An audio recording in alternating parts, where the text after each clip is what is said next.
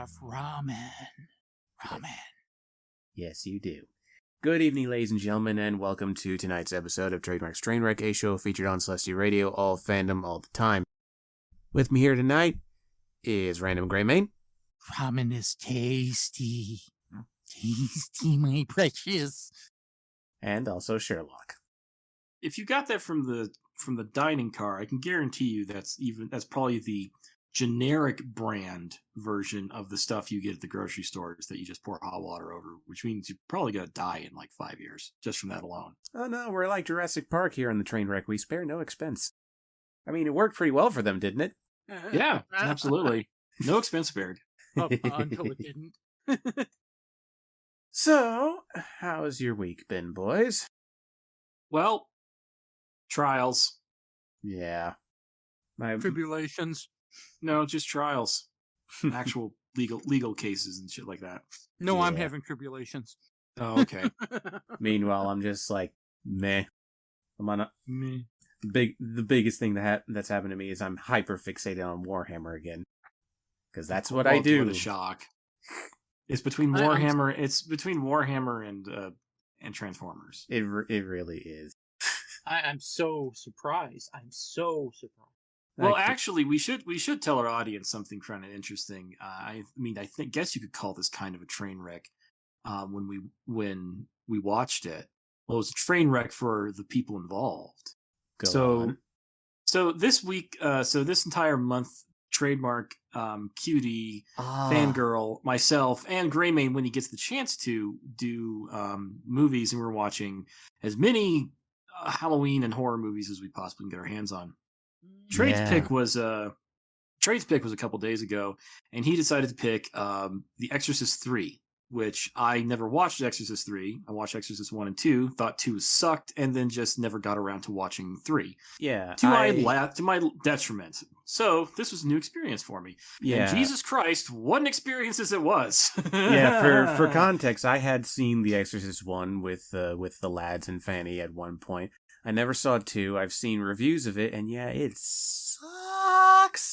So, at one point I see on Netflix, oh hey, there's The Exorcist 3. I've never seen it before, but I know of the Gemini killer and some other shit. But the details are kind of foggy in my head, so yeah, I'll watch it. And holy fucking crap. Yeah, one of my new top 5 horror movies of all time. That is arguably one of the best horror movies ever created. And I think one of the main reasons for it is, it was... I don't know if he was the director or helped or was like on set to help, but the guy who wrote the book it was based on, Legion, was there to basically say, yeah, this is how this is going to happen. Yeah, and it's actually like pretty scary. And yes, it's scary. There are jump scares, but they're made so well that you can't really like go, oh, jump scares. Yeah. They do it to get your attention so that when they do it and then the scene kind of persists after the jump scare, you're kind of sitting there like, wait, we've already had the jump scare. So okay, the jump scare's done. Let's see, what is all this? Jesus Christ! Yes! It's so scary. And it kind of, everyone does the whole, oh yeah, show, don't tell sort of thing. This movie actually makes the concept of tell, don't show work. Because one, obviously they couldn't do all the shit that they describe. Because, budget and technology at the time. And 2, the things that pour out of these people's mouths when they are describing the grotesque shit that goes on off camera is so vivid that you're just like, yep, we don't need to see it. I can see it clearly. Yeah, it's like, I didn't want to see that. I'm fine with that. Thank you very much. I'm mentally scarred for life. It's terrifying. But yeah. And then the next day we watched Hocus Pocus, so that was a bit of a whiplash. Yeah, just a wee bit. Hocus Pocus. Another glorious morning makes me sick.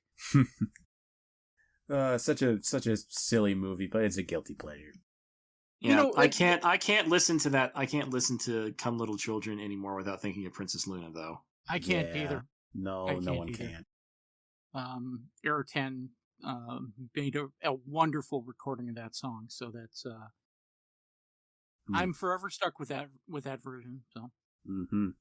All right, so Yeah. moving on. Meanwhile, Shirley brought this to my attention. Facebook actually fucking went kaput the other day. For 6 hours. Yeah. It was the calmest 6 hours in the U.S.'s history, in the world's history in 20 years. Hang on, I thought you That said doesn't surprise Facebook me. went down. What you're describing is what happened if Twitter were to break down. No, No, Facebook's just as no, bad. Facebook's just as bad. Fair. I actually have an article here about that, so consider this a little bit of a pre-show article. Facebook CEO Zuckerberg apologized for a major outage that took down Facebook, Instagram, WhatsApp, and Messenger on Monday, October 4th. Let's see, moving on past the standard shit. The social media company provided details about what happened, blaming the outage on, quote, configuration changes on the backbone routers that coordinate network traffic between our data centers. Grayman, can you translate that gibberish for me, please? The backbone is what connects them to the internet. Okay, so what they did is they basically software cut their phone line. Okay. Here's the thing. Here's the thing, though. I kind of find a little bit of a bullshit. I find that excuse a little bit bullshit. Facebook doesn't go through another service provider. Everything is completely internal with Facebook. You are incorrect. Anytime you have to connect to the internet, you have to go through a backbone provider. The only person or the only company that is their own backbone provider, okay, that is not an ISP by nature is Google. Oh, okay, I didn't. All right, what I meant was because I actually did read up on this from somebody else, another article by somebody in the tech field, is what is like. You're right. They did have to go through another service to get into the internet through the backbone system, but Right. it's like when they said that something went wrong with them connecting to it. I'm like, wait a minute, guys. You write that program yourself to connect. What the fuck did you do? Let me clarify here some things that some myths people have about the internet. It's Back not when the run internet by was goblins. created, no, not just. Well, yes, some of them are. Let's not go there. Back when it was created in the '60s, okay, it was designed to be robust. It was designed to be high quality. It was designed to be as high transfer speed as the equipment would allow, and it was designed to be redundant. Okay, fast forward however many years until we get to this date because math is hard. And the current internet that we have now is run on baling wire, paper clips, Twinkies stuffed into holes. Okay, it is literally not robust. Okay, it really is. The tech industry has done everything it can to avoid putting money into its infrastructure. That Okay, explains so much. because it's expensive. Because it's expensive to do. Okay, which is irritating because if they put money into their infrastructure, it would go down in price and it wouldn't be so fucking expensive. And then we wouldn't have outages like this. So Mhm. you're basically saying that the entire internet is basically doing the same thing that Texas power grid did. Pretty much. Yep. Mhm. Good Almost to know. guaranteed. Almost guaranteed. The other thing is does your article mention the grinder? The grinder? The Grinder app? No, No, not no. the grinder app. I'm certain that he's come up with a cute nickname for something completely different. I see nothing nope. regarding that, so go on, tell us. No, here's the topper for the Facebook Okay. outage. One, they screwed up their own system so badly they couldn't get back into the building. Okay? Right, yeah. Yeah, I've They actually got fucked that up here. their I've got that security here. system. Right, but that's not the best part of it. To get to the backbone routers, okay, IT stuff is done in what's called racks or cages, okay? Uh-huh. In good ISPs that are secure, okay, that many try and practice, all right, they're locked. They're locked cages. They have a lock on them or a built-in lock in a lot of cases, all right? Someone couldn't find the keys for the router cage. Oh, They had to use a grinder to get into their own rack. So not only did they down their entire company for 6 hours, but they couldn't get into the fucking building because they fucked up their security system. And then they had to use a grinder to get into the rack to connect to the router to fix the problem. So what you're saying, Greymane, is that Facebook is not only metaphorically but literally a dumpster fire. It is, absolutely. Ladies and gentlemen, and I'll tell you that almost every corporate entity, short of a couple, are all just as bad, because nobody ever wants to put in stuff properly. It's only after a disaster that things get fixed. Yep. Okay, and I've watched this for 30 fucking years. Oh, that'll be fine. We'll just leave that running there. And I'm like, you better replace that. No, it'll be fine. It's just not going to go anywhere. Nobody's going to touch it.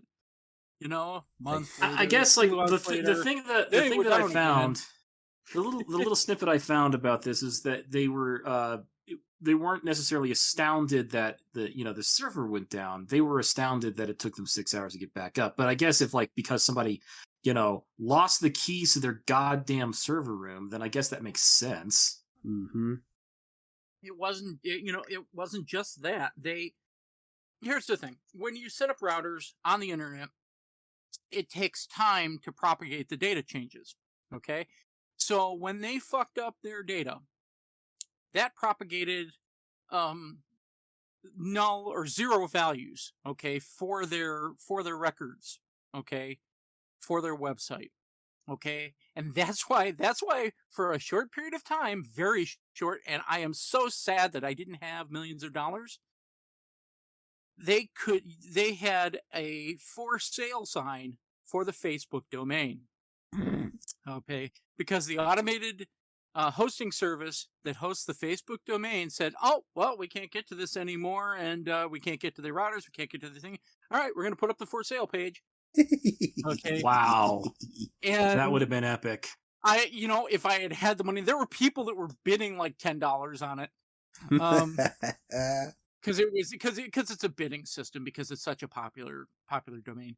Of course. And but I'm like, if I had the money, that would have been epic. Yeah. Okay. Because somebody did that to Microsoft years ago. Microsoft failed to renew the Microsoft.com domain. Okay, and somebody just up and bought it, and then said, well, how much do you want for me to renew it? So they basically held the domain hostage.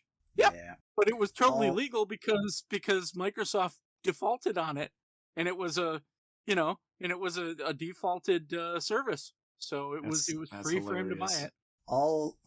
This is just hilarious. This whole Facebook thing is hilarious. Yeah, I will speak one more thing after Trade finishes. Oh no, I was about to wrap it up, but if you got one more thing, go for it. Yeah, there's a lot of people giving old people shit, okay, about having trouble or going and panicking because they can't get to Facebook. All right? Here's the thing. It's unrealistic to tell somebody that's 50, 60, 70 years old to learn a new technology that they haven't learned. Okay? They're very set in their ways. Their neuroplasticity is down, okay, considerably. All right?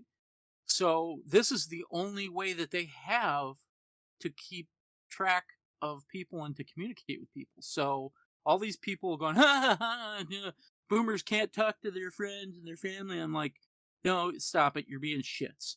And on top of that, fuck you. You were probably freaking out too, dickholes. Yeah, exactly. Yeah. Do I like Facebook? Fuck no. Okay. Do I respect the fact that it gives access to a group of people that don't have the ability to access things any other way? Sure, absolutely. There's people that make money off of Facebook and they're living off of Facebook. So, you're basically saying, hey, fuck you. You don't deserve to. You don't deserve to get paid. In all honesty, I still say that if Zuckerberg didn't fuck over the Winklevoss twins, that we'd still have MySpace and it would be a healthier place for people to do exactly the same things they do on Facebook. It certainly would be. All I can Because I don't foresee the CEOs of Facebook or MySpace like being as completely okay with the shit that Zuck's okay with. And I love that term when I give like the Zuckerberg shit for all the stuff that Facebook does in the news currently, and they're just like, oh, he's not the CEO, and he was like, fuck off. The man still makes decisions. He still can call up that company and tell them exactly what to do, and they will do it. They'll say, yes, sir, your lizard ship. Yeah, all Right, I can honestly say to summarize this whole thing is, ladies and gentlemen, the future. I think it's time to get this show properly started now. You know the routine by now, ladies and gentlemen. It's Trademark's Trainwreck. We cover dumb news that I've gotten my hands on over the course of a week or so. We've got the softcore material and the hardcore material, and there are musical interludes somewhere in the middle. And one of which is coming up right about now, unless we got anything further to add. I do. I found out something interesting over the course of the weekend. Did you guys know that the Folgers jingle sold at auction? Oh, no, I didn't. Interesting. Interesting. Go on. Yeah, Folgers jingle, you know. What the hell best part of waking up is Folgers. Yeah, the best part of waking up sold for $90,000 at auction. Meanwhile, the Cars for Kids jingle was taken out behind a door and shot in the back of the head. Ow. Ow. I am vastly out of the loop on that one. Cars for Kids is this scam that came out about 10, 15 years ago, Gray? Yeah, something like that. And it's essentially it was a money-making scam. The idea was you would bring in your shit-ass car to this particular... You would donate it to this particular fund, this Cars for Kids, and they would send it... They would, like, you donate your shit car, and they'd sell it for scrap, and they'd give the money to, like, children. But they didn't. It was... Or they'd fix it up and give it to... Or they'd fix it up and give it to, like, you know, parents or something like that of these kids. But it wasn't. There was a complete and utter scam. Right. And the jingle that they used is so annoying. It was just like, I think one or two little 11, 10-year-old kids singing 8, 6, 7, the Cars for Kids, the Cars for Kids. And it's just so bone-gratingly annoying. You wanted to kill somebody. You wanted to kill that child. Oh, God. Well, on that peppy note, I think it's time for that first musical interlude. We'll be right back with Trademark's Trainwreck on Celestia Radio, all fandom all the time, except when it is All Hail the Lizard King.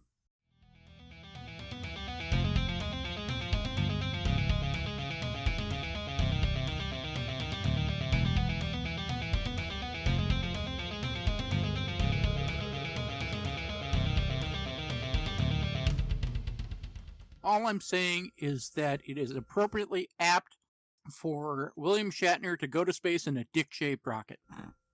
That's all I'm saying. All right. The man's in his 90s. Welcome back to Trademark's Trainwreck, a show featured on Celestia Radio, all fandom all the time. It's time for us to get on with the usual shit. But I don't know, guys. I'm feeling a little tired already. How about I just call 911 to remedy this situation? Oh, here we go. Well, that's not what I'm going to do, but it's what it's what another guy did on September 17th. He kept calling 911 to report he was tired, and this was an incident in Indiana, where Daniel Schroeder, 61, was arrested that Tuesday night at his Evansville home in connection with a quartet of calls placed that evening to the police emergency line. The male caller kept calling in, stating that he was tired. That is a quote from the police report. Schroeder's calls about his weariness came a day after he pleaded guilty to a prior misuse of the 911 system. In the earlier case... Wait, seriously? Wait, seriously? Yeah. Oh, it gets even creepier. Listen. In the earlier case, he copped to calling police to report that he was upset that a female relative, quote, was not following his rules. Ugh. This guy, Okay. this guy has mental health issues. He's lonely. A judge ordered Schroeder to serve 6 months in jail, but suspended imposition of the sentence, quote, on the condition the deaf does not call 911 unless it is an emergency. Schroeder violated that agreement the following day, prompted prosecutors to file a motion seeking the revocation of his suspended sentence. Schroeder pleaded guilty Wednesday to his most recent unlawful use of 911. He was sentenced to 60 days in the Vanderburg County Jail on the misdemeanor charge. His sentence in the original case was amended to 60 days behind bars, to run concurrently with his latter case. Schroeder's rap sheet includes 4 convictions for driving while intoxicated, as well as convictions for narcotics possession and leaving the scene of an accident. So yeah, Well, Something wrong there. Something wrong there. few screws loose. For those of you wondering, deaf, when Trade said it, deaf is a shorthand for defendant. Mm-hmm. You know, if he didn't already have like a conviction about using the 911 system and so forth, I would say that, hey, okay, maybe somebody should have sent a paramedic out, because being tired can be something serious. Oh yeah, it be a can. symptom of something serious. But you know, the other calls, this guy has a problem. This Yes, guy guy's is got mental lonely. health issues. Yeah, He's lonely. I'll just say that he's lonely. He thinks he's calling his I don't know, like his mother or something. I think the only thing left to comment on regarding this guy is the fact that it doesn't help that he looks kind of like Ralph Bakshi. He kind of does, doesn't he? Yeah, it's the hair. And you know, if it was Ralph Bakshi, it would explain so much. Right. Well, that was a short and sweet article considering the subject material, but we're moving on to something a little bit heavier. Note to all people attempting thievery. Do not wear obvious clothing. This is an older article from September the 27th, when a theft suspect was nabbed thanks to his Rob Gronkowski football jersey. that's very specific. Okay. Mm-hmm. No way to identify him. Nope. None whatsoever. When shoplifting, it is best to wear nondescript clothing so as to make as little an impression as possible on any prospective witnesses. Which is to say, you should not don a Rob Gronkowski football jersey when boosting watches from a Walmart in the Tampa Bay area. Also, welcome back to Florida, ladies and gentlemen. Who boosts from a Walmart? This guy, apparently. And this guy's name is Joel Lewis, who is 41 years old. He swiped 2 watches worth $39.76. Score! That was from a Walmart in Largo on that Saturday afternoon. A store employee provided cops with a description of the suspect, quote, to include the Gronkowski jersey he was wearing. It gets better. Lewis, who was hiding in a bush near Walmart, waiting in the bush of love, he was apprehended within minutes of the theft. Still in his Gronkowski jersey, Lewis was collared after a short foot chase. He reportedly confessed to stealing the watches and, quote, apologized for his actions. Oh, well, that just makes things better, doesn't it? No, it doesn't. No, it doesn't. Well, this guy's lucky. I mean, the last person who stole less than $50 from a Walmart got her arm dislocated by the Colorado police. Yeah, I did not hear about that one. There is nothing in a Walmart worth risking being arrested for. Nothing. Not well, at all. I should also point out that this person was a woman with dementia and she forgot to pay. And it was like $17. Yeah. Right. The cops pulled her over, and then when she acted confused, they just manhandled her. I think I know which one you're talking about. Yeah. So, Lewis, charged with theft and resisting, is being held in the Pinellas County Jail on a $2,150 bond. Oh my god. I'm sorry. I hate that fucking charge. We need to get rid of that. We need to make it so that that's not a charge. Unless, like, we need to, like, fix it, because the whole thing of resisting arrest is bullshit. How many times do you get a resisting charge tacked on just because you question why you're being questioned, or question why you're being pulled over, or question why they're roughing you up because you don't know, and they're like, well, let's add resisting on top of that. Yeah, Like, they wouldn't have done that if you didn't do something stupid. Yeah, like, it should be specifically, like, in this case the resisting fits because he apparently had a short foot chase. It should specifically be that rather than why. But in either case, well, to be like, resisting, like, should be just fleeing then, not resist. Stupid. Yeah. Anyway, sorry, don't want to get political. It's okay. Well, it's all right. It's actually a really good point, because there's a lot of people who are non-neurotypical, and they react differently when their arms are restrained. Okay, they panic because it's not something that's part of their normal routine. All right. And then, if you look at that from the outside, it looks like they're resisting arrest when they're not. They're having an actual breakdown or meltdown. Okay, because the cop, or whoever put a binder on them. Yeah, Okay, just think of that, like, infamous scene, I can break these cuffs, you can't break those cuffs. Imagine that just without the drugs. It's all about perspective.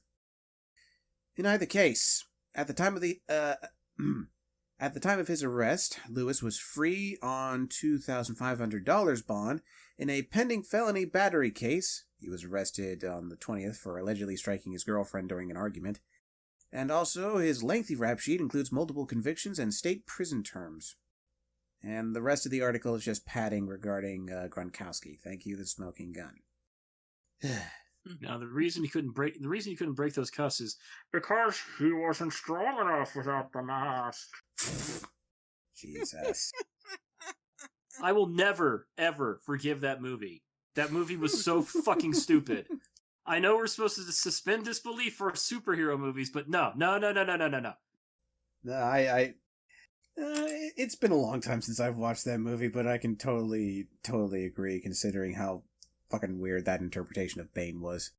But yeah. The really stupid thing here is that if you've done it right, and if the officer is not paying attention, you don't have to break the cuffs. Okay? You don't.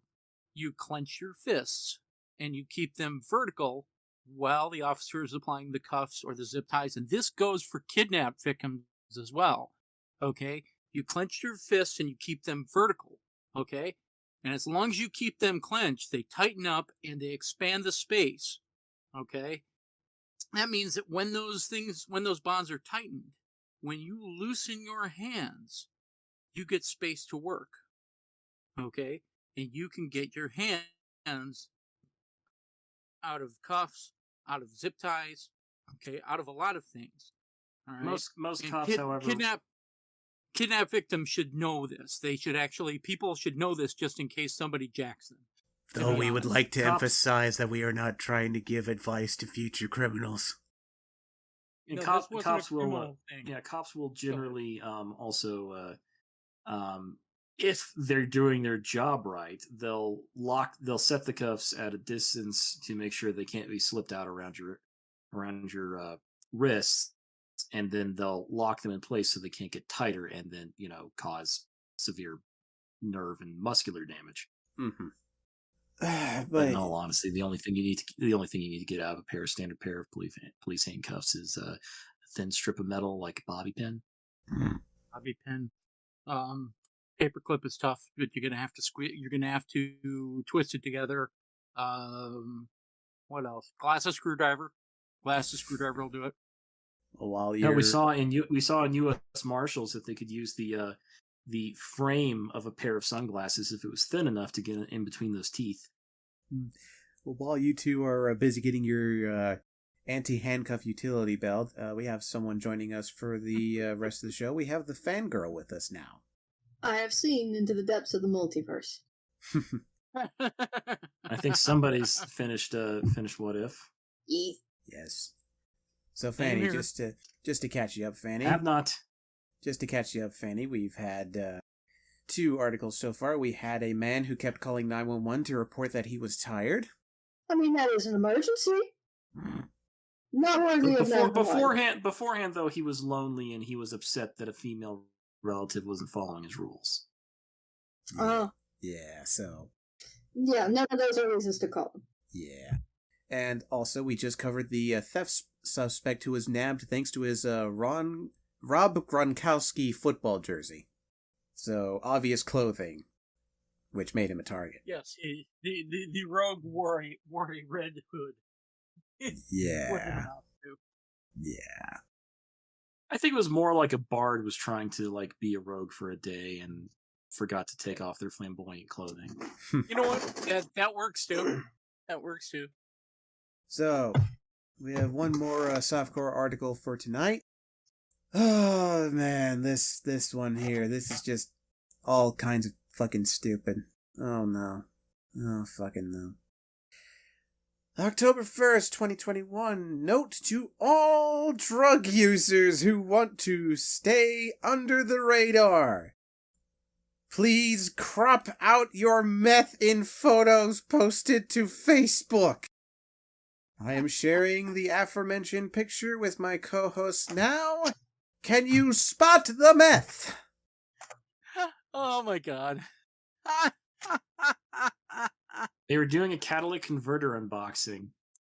That's amusing. Yeah, we have a catalytic converter, which I have no fucking clue what it is, nor do I intend to take a prolonged class in understanding what it is.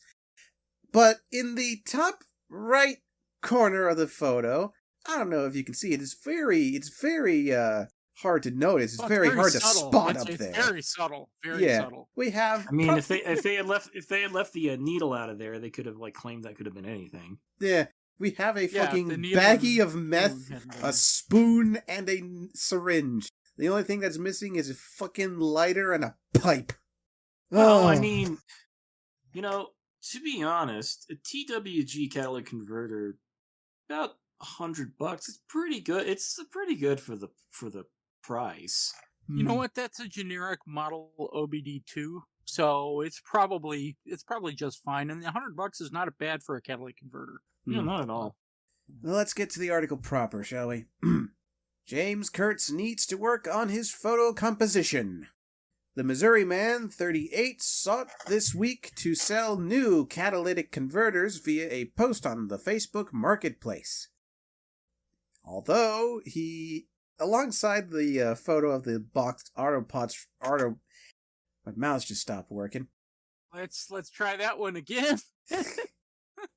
He included a photo of the boxed auto parts for sale on his Facebook post, but it also showed a large bag of meth and a syringe on a table in the photo's background.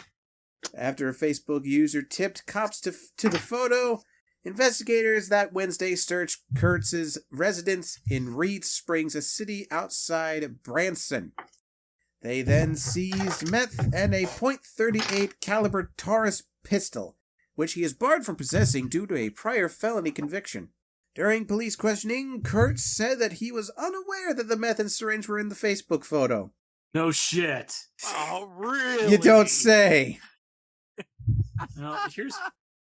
Even if there wasn't any meth in that photo, I wouldn't have bought an auto part off that guy. He's just taking a picture of a catalytic converter box on his couch. Yeah. It's just can we see the actual thing? Although he probably did show off the actual thing. We're only seeing one photo out of the post, but whatever. Also, here's the funny thing about fucking taking pictures nowadays. Your phone has the ability to crop shit out. I don't know how you didn't notice, but if you did, you could have cropped that shit out right away. He's about a medium-length meth user. Take a look at his cheeks. His cheeks are starting to sink in. Yeah. And did you see the size of that baggie? Yes. Oh my god. yeah, fair enough. So, charged with drug trafficking and unlawful possession of a weapon, Kurtz is locked up without bond in the Stone County Jail. His rap sheet includes conviction of endangering the welfare of a child, narcotics distribution, property damage, narcotics possession, violating an order of protection, domestic assault, witness tampering, and resisting arrest. Now, I knew you weren't going to be able to get through that list without breathing. Fan-fucking-tastic with this guy. Just, whoa. Jesus Christ. All because you were a dumb shit and didn't realize what was in your picture. You're able to preview shit before you can post it. And how the fuck did you not see it after you posted the photo? Here's the thing. In this day and age, we also have cameras on our phones, as well as bare bones editing software. Yeah. You can crop that shit out. Yeah, I said that a minute ago. Just brought that up. Yeah. Yeah. Why didn't you crop it? Why didn't you blur it out? Why didn't you just have a soft focus filter around everything else in the picture so that it could be plausibly unseeable, and then have the thing you wanted to focus on focused and brightly Well, apparently he didn't notice. Apparently, you TikTok and Instagram have basic fucking photo edit software. The answer is real simple. He's stupid. He was high on the meth that he had on the table. This is not rocket science. This is not a man. This is not a man who does flowery editing anyway. No, you missed up the line. Rocket surgery. Oh, there you go. This isn't rocket surgery. This isn't rocket surgery. Yeah. Oh God, just Jesus freaking Christ! How do you not notice the giant fucking bag with the spoon, the syringe? God damn it! You might as well have a neon sign going, "This is meth." You might as well have a big billboard that says, "Order drugs!" Drugs! Would you like drugs with your catalytic converter today? I know what it is. He's not actually selling catalytic converters. No. He's selling meth in catalytic converter boxes, and he had to put the meth in the background so that people knew which product was in the boxes. I could buy that. That's probably why he's not out on bail. He could have been a little bit more covert. They're probably trying to prove that he that he was in possession with intent to distribute. So but they can't prove it just yet. So they just basically, listed him as, he's in possession, endangerment of a minor, and possession of an illegal firearm. Well, those are all of his previous convictions. He's yeah, that's it. That's just his rap sheet. Now he's just in there with drug trafficking and unlawful possession of a weapon. So if it is drug trafficking, then that would make sense. That box may very well be filled with meth. He could have been a little bit more discreet, like just put the spoon in the picture. And here's the thing. If he is doing that, that's even worse. Especially if you're not just like possession with intent to distribute, but the possession with intent to distribute through the mail. Through the mail, across state lines. Across state lines, that becomes a federal felony. Yeah. Federal felony, but you've also got the USPS involved. And the U.S. Postal Service postal investigators do not fuck around. No, it's not the first time that powder's gone through the mail. I will say that under normal circumstances, they do not fuck around. They've probably been, at this point, neutered, thanks to a particular postmaster general. Yeah, that's true. Either way, though, this fucking guy. Jesus. Well, on that note, I think it's time for our second musical interlude. So we'll be right back with the hardcore material here on the Trainwreck, ladies and gentlemen. You're listening to this show featured on Celestia Radio, all Phantom all the time, except when it's just basic editing software, dude. Drugs! I'll be right back. I have to go drop a DeJoy in the bathroom.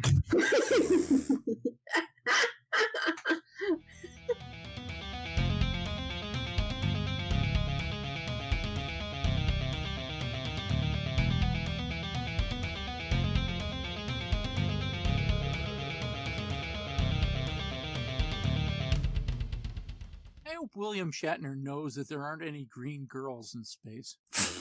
I mean, depends on what universe he runs into. I'm not sure Gamora would be chill with it. I mean, Oh, God. she wasn't chill. She wasn't chill with it when she was Ahura. I don't think she'll be chill with it when she's Gamora. Welcome back, passengers, to Trademark's Trainwreck, a show featured on Celestial Radio, all fandom, all the time.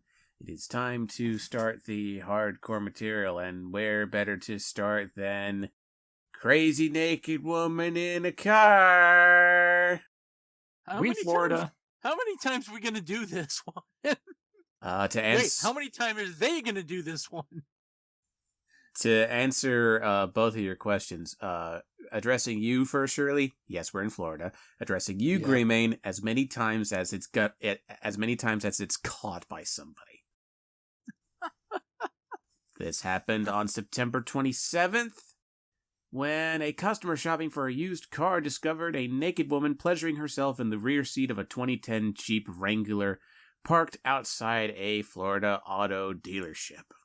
Police were called Wednesday afternoon to Bob Tyler Toyota in Pensacola after, quote, a customer complained to a sales associate about a naked woman in the back seat of one of the vehicles on the sale lot. I swear to God, I've heard this before. No, yeah, this is probably the second have. time we've had one of these. Again. No one else consented to the voyeurism stint. Yeah. When a dealership manager opened the Jeep's door, he said he spotted Alexis King, 37, naked with her legs spread wide open. A receptionist. They reported that the suspect was, well, pulling at something. A third employee who called 911 told police that a coworker called him, quote, to the front lot to get a vehicle that a homeless woman was inside pleasuring herself. After King exited the auto and walked away from the dealership, employees noticed that the car's interior, including a broken radio and employees noticed damage to the car's interior, including a broken radio and a stain on the back seat. Well, big shock. Of course. A manager estimated that King caused $13,000 in... Sorry, $1,300. My apologies, $1,300 in... I was about to say, padding the fucking bill? Jesus Christ, guys. Radio's worth $13,000. I can never get that right. $1,300 in damages to the Jeep. Now, I have to ask, did it take the police an hour to get her to the station? Because that was what happened last time. That was the last one. Yeah, this is playing out exactly the same way as the last time, and the first lady didn't leave; she just kind of stayed there, and the police had to try and negotiate with her for an hour until they finally just dragged her fucking ass out. Well, the difference between that incident and this incident is that I was kind of dancing around a certain detail that I probably should elaborate on, specifically regarding the stain. Let's just say that Tom was visiting that day, and leave it at that. Oh, God. Okay. Yeah. And one witness told cops that the auto smelled so horrible that it went straight to detailing. It would have gone to detailing anyway. That is true. Right. That is true. It was just... King was charged. To be honest, though, detailing shouldn't have done anything with it. It should have been sent through for biohazard because obvious reasons. Should have been sent to the nearest volcano.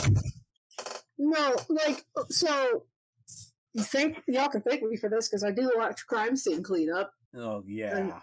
But yeah, anytime human biological discharge, regardless of what type it is involved, that is a biohazard, especially in cars where it can fester and mold and mildew, especially over summer. Who knows how long this woman has been living in this car? If that was even the case, it could just be another. For the radio to have been broken, as well as and potentially as to have been broken to that degree, or at least enough that they need to replace it, I would say she broke the radio out because one, probably didn't want to get caught. Two, it's not working anyway. She doesn't have the key. She can't use it for anything else anyhow. Might as well just bust it and use, and just do whatever. So, yeah. We don't think she was living in it, Fanny. We think that she had snuck onto the lot and she was just in there. Yeah. Like, Then that's... how do they have proof that she's the one who broke the radio? Because they caught her in the vehicle. But that doesn't mean that the radio might not have been broken before she broke in. Yes, she did break the law, but they might be patting on another issue. No, I see where you're going with this, Fanny. Yeah, that does make some sort of sense, yes. Yeah, okay. To some degree. So they might not be able to pin her with the radio, but she was definitely doing something she shouldn't have been. Oh yeah, she was trespassing, and she caused damage to the vehicle by making that stain. Which, by the way, as I just want to say this, ladies, again, don't want to yuck your yum. If you're gonna have some sexy time, make sure to, especially while Tom, make sure to keep things as sanitary and clean as possible. Mm-hmm. I mean, this lady could have at least stolen a t-shirt or a towel or something. Not condoning stealing, of course, but she could have at least found some way to obtain a towel or something to put underneath herself. Yeah. Well, I have a feeling this woman is not in any sense of like proper mental health. Yeah, there were certainly some cylinder misfires here. So and plus on top of that, they'll probably be able to pin the broken radio on her because more than likely, if it's because she did, like, there will be criminal charges, but since they're bringing up like a dollar amount in under $10,000, they can probably just take her to civil court, and that doesn't need to be like proof beyond a reasonable doubt. That needs to be proof beyond the preponderance of the evidence. That's a much lower standard of. Right. Much lower standard. So the charges... Anyway, moving on. The charges are as follows. King has been charged with burglary, criminal mischief, indecent exposure, and providing police with a false name. No word on what that false name was. She is being held in Escambia County Jail on $7,000 bond. Grand? Really? Come on. Yeah. Also, apparently the car in question is still available for $23,116 and has logged nearly 84,000 miles. 84,000 miles, $23,000. What is it again? Jeep Wrangler Unlimited Sport. Oh, that explains it. It's a convertible. Yeah, fuck that. Fuck Jeeps. Fuck that. Don't come to me with a Jeep. Don't come to me with a Jeep unless it's from like the 1990s and back. Yes, exactly, because they're not good otherwise. Speaking of fucking, which is a fantastic fucking segue. How did we get back here again? So do we not take a shot for that? No, just... I was tempted not to talk about this. But because Greymane poked at it earlier, I was just like, let's shuffle some shit around and talk about these folks again. We have some repeat offenders, folks. This is a sequel. September 22nd, Gondola duo busted again for indecency. Is this in the... Yep. The gondola in Vegas, or the one, or the eye, or the giant eye in England. This is the Myrtle Beach Skywheel. Is where this particular incident took place. That's the one that has the clear bottoms on the. That's right. That's how they were able to get caught the first time. Mm-hmm. Yep. Oh, good lord. So, well, I mean, it's Myrtle Beach. What are you guys expecting? So let's talk about this. The South Carolina couple who pleaded guilty earlier this year to multiple indecent exposure charges, one of which involved a sex act in a glass gondola on the Myrtle Beach Skywheel, was arrested on September 22nd for allegedly again committing illicit acts in public. Lori Harmon and Eric Harmon, 36 and 37 respectively, were booked that morning into the Horry County Jail on indecent exposure charges. More like the Horny County Jail. Hey. The couple, married for 17 years, was... My name's Rob. Jesus. The couple, married for 17 years, was also charged with participation in preparation of obscene material. Because here's the MO for these two. They film and post this shit. According to arrest warrants, the Harmons in late July engaged in a sex act while inside a photo booth at an arcade. A video of Lori filleting Eric was posted to Twitter, police say. Lori is also accused of exposing herself and participating in sex acts with another individual while on the front porch of the couple's residence. Eric was charged with participation of the obscene film that occurred at the incident location footage that was posted to Twitter. The Harmons were arrested twice earlier this year in connection with a series of indecent acts, many of which they recorded in Myrtle Beach and also nearby Surfside Beach. Surfside being the town where the couple resides. As detailed in a court filing, one of the pair's X-rated encounters occurred in January inside a glass gondola on the oceanfront Myrtle Beach skywheel. Video posted to Pornhub showed Lori exposing her breasts and performing oral sex on her husband, who was exposed. The act, investigators allege, occurred within the view of the public. Lori Harmon's Pornhub page once housed about 140 explicit videos and had over 11,000 subscribers. The page noted that, "We are a married couple and have been together for 18 years. We absolutely love sex and love getting risky in public." In April, the Harmons pleaded guilty to indecent exposure counts and were each sentenced to 3 years, a penalty that a judge suspended in favor of 2-year probation terms. The September 22nd arrest will likely trigger probation violation charges being filed against the couple. At sentencing, defense attorney Stephen Grooms told the judge that the duo, quote, "learned a tremendous lesson in which you can do at home versus what you can do in public." That's not going to fly. No. It's not gonna fly. While the couple's Pornhub account has been deleted, Lori has an OnlyFans page. Lovely. I will not be sharing any more of that information. Can we get the source? Can we get the source just in case so we can verify this? I've got some mixed feelings on this because I have strong opinions about the concept of sex workers, professional sex workers.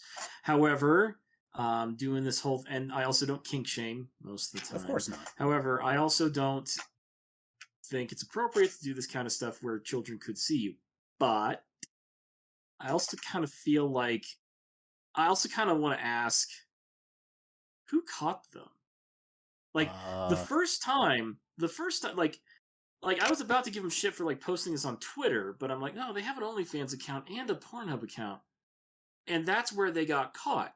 It's not like somebody saw them on the gondola and then reported them. No, somebody was trolling Pornhub, found them, and then reported. I know that. I know that place. Or, oh, I know that bitch, or I know that asshole. Let me take a look. Because, I've got the report right here, and it doesn't say specifically who found them. It just says observed in an online video. Exactly. Somebody was intentionally searching for this shit and ratted them out. Yeah, now, I've got mixed feelings on this because it's not okay to do this kind of stuff in public where you could potentially be seen by a kid. But the idea that they can get busted for this after the fact because somebody was trolling the internet looking for either looking for them specifically or looking for, outdoor sex because that's their kink and they decided to, rat them out to the local authorities. Mm-hmm. I kind of feel like the person who's ratting them out is more of an asshole than this couple. On some level, I can agree with that. The only issue I have is I don't care if they do it in public as long as they're not seen. Okay, so fuck the glass bottom gondola, you idiots. Yeah, right. Okay, but they got sex all the time. Okay, yeah, but Yes, somebody busted them for having sex in a photo booth where you close the curtain. That one I have a little problem with because photo booths are not private. Sorry. My whole thing with all of this is problem with all of this is, hold on. My problem with this stuff, and especially these people who repeat this shit, is one. No one, again, don't want to yuck your yum, don't want to kink shame people, because in controlled environments, it's okay to indulge in voyeurism. If you're going to an already predetermined soiree type of thing, or gathering with like-minded adults, again, adults who are consenting to be your audience while y'all get your jollies on, you're going to some secluded, not super secluded, but secluded enough, but you're going to a retreat where this is a thing happening, and it's adults only. And y'all are like, let's fuck in the pool, let's fuck in the car, while all of our friends who are also voyeurs mill around and pretend that they're not actually watching us and stuff. Or even actually do watch us and get their own jollies off while we boing in the car, or boing at the poolside, or boing in the dressing room at this, what used to be a shopping mall or something like that. Not saying trespass for a shopping mall, but again, this, just go ahead and do that thing with other like-minded adults in locations that are closed off for this specific reason. Don't do it in actual public with people who are not consenting to this, and as Shirley has pointed out as well, where a kid could see you. Don't do that. Don't do this in front of non-consenting bystanders. I did not consent to watch you fuck your wife in the dressing room at Kohl's. I did not consent to watch y'all blame each other behind the netties. But here you are. And in this case, no one consented to watching you fuck in the gondola. Please don't do that. Yeah, for mercy's sake, did the first time not teach you this lesson? No, well, apparently not. No, I'll be honest. All right, look. I have come across somebody fucking in a dressing room, and then I was just like, you know what? I'm gonna go keep looking for clothes. Yep. And just waited. But if I were in the gondola right below them, I'd be like, yeah, I almost see that. Listen, it does. No, they didn't learn the first time, and I'll tell you why with a small segue. I've used to, for a while I've been trying not to talk about my job on the air because I don't want to be potentially found out. But here's something that everybody can relate to, because everyone's had this happen to somebody that they work with. You have a newbie. In our case, we have a newbie who, after pretty good start, gets a little cocky. Thinks, hey, the big bosses like me, my coworkers like me, and most of the customers like me, and I'm pretty well known around the area. I'm doing great. I'm awesome. And on top of that, the biggest boss is really laid back and has a great attitude. I can do no fucking wrong. And yet, on 2 or 3 occasions, they, in their cockiness, start spouting their mouths a little bit too much. They may insult someone who they think is a douchebag in front of a customer. Or they may say the wrong phrase. Hey, listen, you're not going to like the next person who talks to you if you don't, keep up with your end of the agreement you signed. Movie doesn't understand that these things can be misconstrued, especially the last part could be misconstrued as a threat, which is a thing we want to avoid because it's not true. So all of us coworkers go, dude, you need to be careful what you say. My pal, you need to watch what you do when you're in the company uniform, whether it's the Subway uniform, the McDonald's uniform, the trash compactor uniform. Just whatever uniform you're wearing. Be careful what you say while you're on the job and while you are representing the company. because it could get your butt in trouble. But newbie, the universal newbie that everyone encounters in this situation, just goes, "Yeah, I'm cool. Thanks, guys. Y'all are wrong." But it's not. But they're just perceiving me as having been a jerk. I'm not really being a jerk. It's just their skewed perception. It's not my intent. Intent means nothing. Perception is everything. You don't want them to perceive you as a jerk to begin with. Mm-hmm. But most movies in this situation don't learn their lesson until they say the wrong thing to the wrong person, and then they are on corporate radar. And I guess the same principle applies here. Here, no one pays attention or does or actually learns the lesson until they are genuinely on the radar and really get the fucking trouble. That's what happened to this couple. The first time they thought, "Oh well, we'll just be more careful next time. They won't catch us again because we're not going to do it so blatantly obvious, but we're still going to enjoy our sex outside." Nope! You got ratted by someone who realized, hey, it's these dicks again. Mm-hmm. So hopefully they've learned their lesson this time. Yeah, the main point here is just be smarter Sometimes it takes about more shit than like one this. lesson. Yeah. The point is, don't do this shit. The first time you get a rap on the hand, don't earn the spanking with the paddle. Well, on that note, I have one final article here for us tonight, and this one is fucking weird. This is our grand finale for tonight, and don't worry, it has nothing to do with sex. Thank God. Oh, but it has everything to do with ninjas! Sex, Drugs, and Ninjas is the title of tonight's episode. That'll There you do. go. A ninja with a sword assailed a U.S. Army Special Operations Unit in California. Wow. The fuck? Yeah. And you know, Wow. Okay. I had to do some poking around to make sure that this was real, and I went to NPR, and there's the sword. Okay. This was reported on October 1st, 2021. It seems unlikely, but it did indeed happen. A man wearing full ninja garb attacked members of a U.S. Army Special Operations Unit in the middle of the night in the California desert, setting off a scramble for safety and resulting in at least 2 injuries. This is according to police and other records.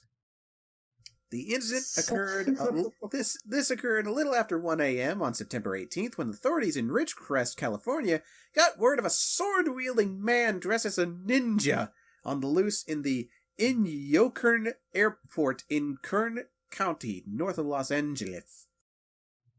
Kern County Sheriff's deputies found, quote, the suspect had assaulted a victim at the scene with a sword and thrown a rock through a hangar window, hitting an additional victim in the head. Now, let's just run by how this fucking thing happened. The victims are members of the 160th Special Operations Aviation Regiment, aka SOAR. This is according to the Stars and Stripes newspaper, which states the military personnel were at the airport as part of a training exercise.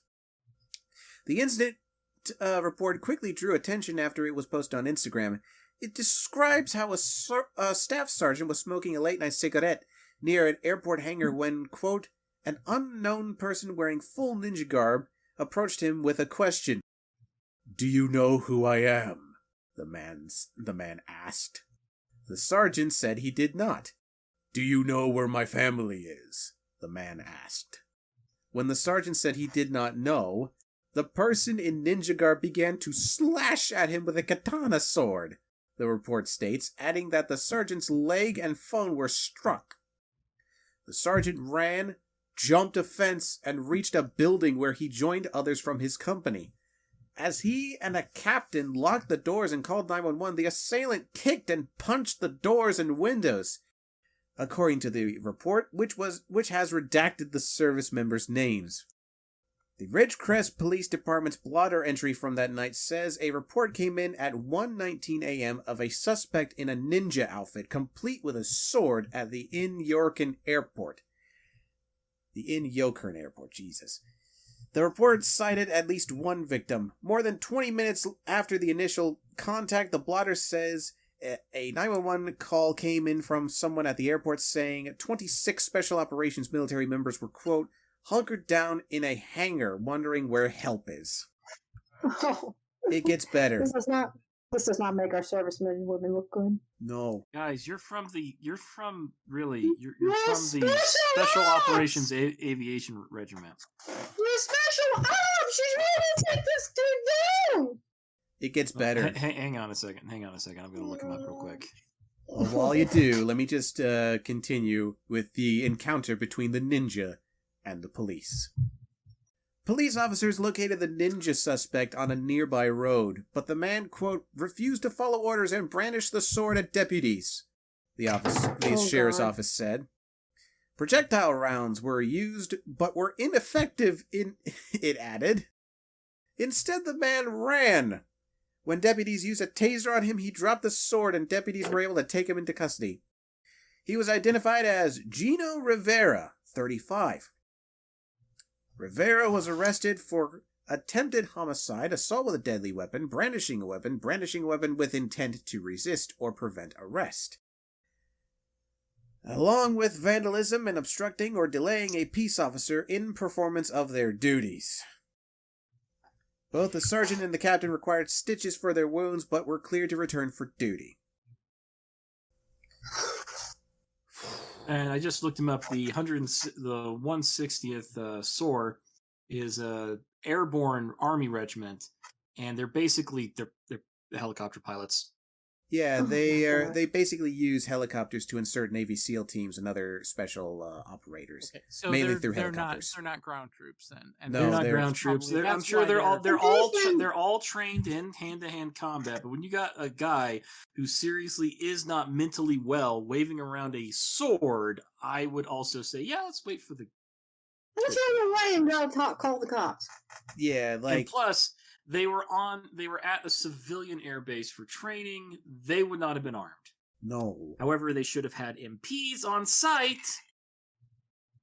And even But if I guess they were armed, they're on a civilian site. So release of weapon on a civilian site is a severe penalty. And a lot of them could have been just tossed out of the service for doing that. So That's Even why I if said they they should have had were in the events MPs of on their site life. because MPs can draw and discharge weapons on civilian properties if they're acting in the service of their duty. correct. Mhm. Also, that's a really crappy katana.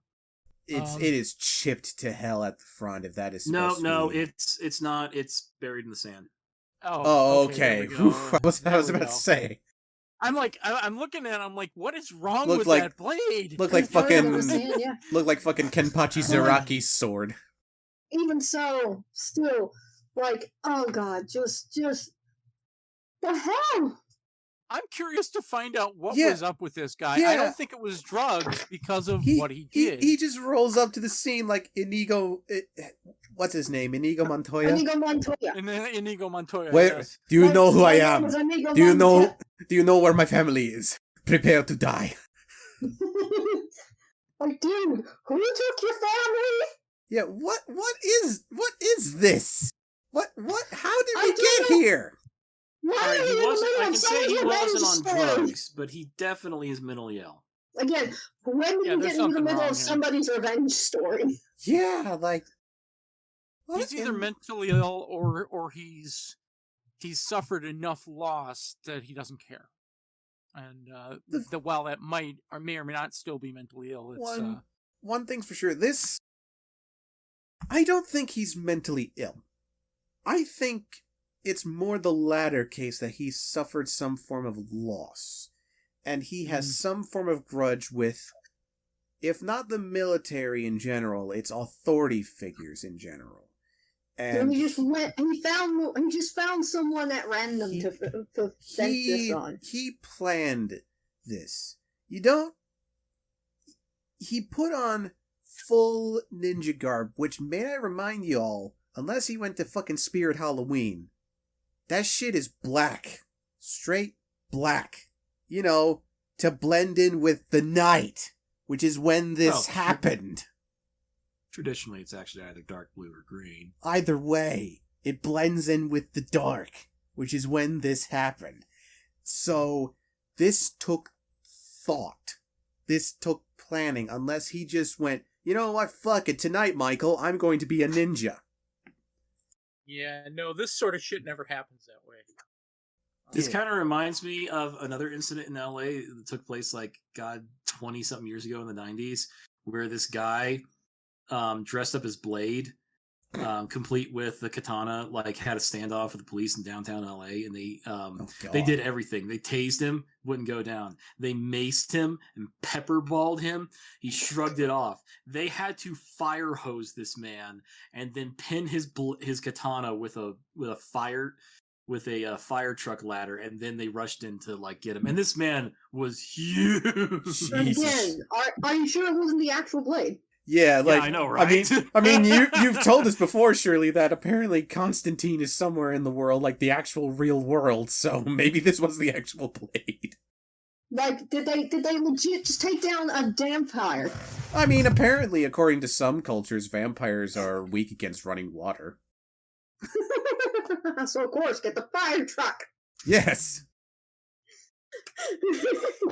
Oh God, yeah. I think that's going to be the end for this episode because, you can't talk fucking Mexican ninja. I'm sorry, Latino ninja against helicopter pilots. Yeah, just again, this is a case where it's just how the fuck did we get here? Gino, what the fuck? Dude, I hope you get your revenge, but not like this. Not like this. Yeah. Good lord. I hope we get an update to this. I need the context for this later. Good lord. Tell us what happened. Who hurt you? If we can get a sequel from the fucking gondola fuckers, we can get a sequel for this. For Gino, the helicopter ninja. Oh, man. Yeah, that's going to be it for this episode, ladies and gentlemen. Thank you for listening to this episode of Trademark's Trainwreck. With me here tonight has been Random Greymane. Sharpen your katanas, people. No, don't. Not if you're doing this shit. We also had Shirley. Yeah, that was a thing. And the fangirl. The legs. The legs. The legs. Oh, good lord. Yeah, you've been listening to Trademark's Trainwreck. We are a show featured on Celestia Radio, all fandom all the time. Our theme song was created by Marivex, and our banner art was created by Court Awesome. You can find their social media, our social media, and all the links to all the articles we discussed in the YouTube description below. And if you are watching on YouTube, be sure to like, comment, subscribe, all that garbage to make sure I don't get lost in the algorithm.